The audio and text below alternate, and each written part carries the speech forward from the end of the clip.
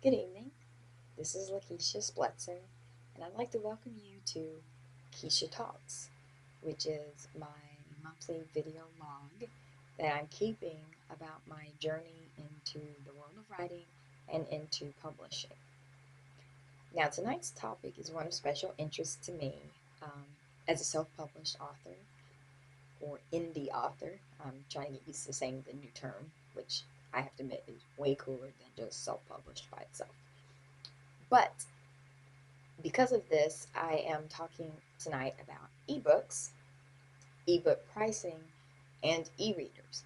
Now, these three subjects have been, well, the talk of the town recently over the last few months and have generated intense debates, discussions, some mudslinging, controversy, and a lot of, well, scratching our heads in bafflement.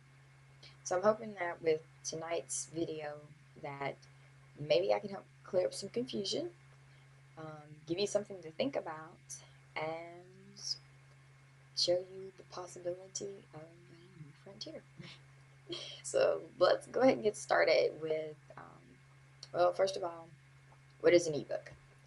For those of you that don't know what an ebook is, an ebook is an electronic book. In other words, it's a story, whether it be short story, novel, poem, that has been taken and converted into formats that can be read on a computer or on electronic reading devices, which are also known as e readers.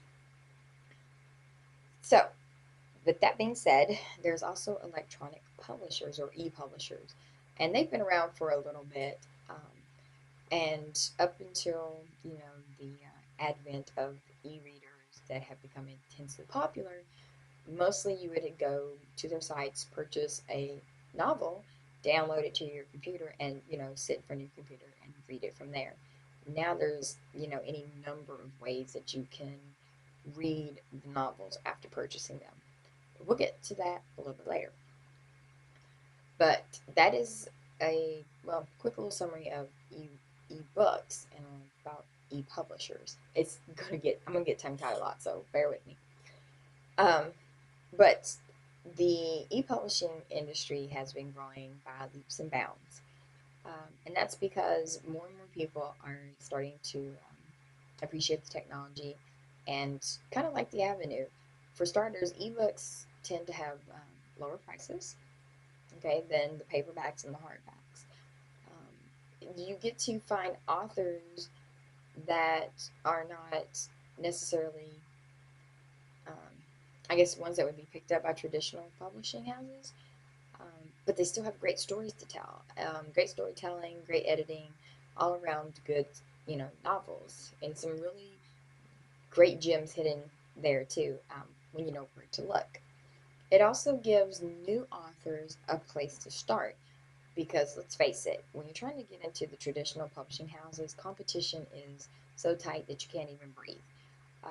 And from my experience and talking to other, authors that have tried to get into the publishing houses, the traditional ones that is, it's kind of an uphill struggle. It can be very frustrating, very hard to do.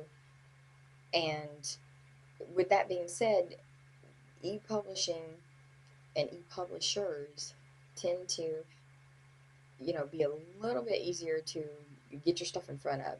Now, I'm not saying that they'll take anything and everything and just publish whatever, because that is also not the case. They do have standards, they do have submission guidelines, they do have stipulations, and if you cannot follow the rules, just like with the bigger traditional houses or small, presses, your stuff will not get looked at. It will be, as usual, thrown into the trash or the slush pile, as we like to say.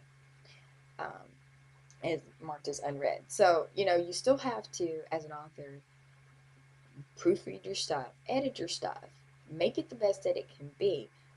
You are ultimately looking for a publisher, whether it be electronic, whether it be traditional, or whether you end up being an indie author later on down the road. You still want to put out the best. Um, and because of that, you should always strive to make it something that a reader would want to get. You want to make it a story that you enjoyed writing, but also that people will enjoy reading. Now, with all that little lecture aside, sorry, kind of got on a little soapbox there. We're going to get back to the ebooks and the e-readers. E-readers. This has been the year of the e-readers, especially with the e-reader war that started, as they say, when Amazon decided to drop the Kindle price down to a nice 189 instead of in the 200 plus range. Barnes and Noble followed suit and dropped the price on their Nook, which is their e-reader, and lowered it as well. Then you have the Kobo, which is done by Walden Books and Borders. Theirs came out onto the market already at a lower price, um, you know, cost. So with that being said, these are kind of like the three major ones that people are talking about. But I want to throw into the mix about Sony. Sony has e-readers as well, really good quality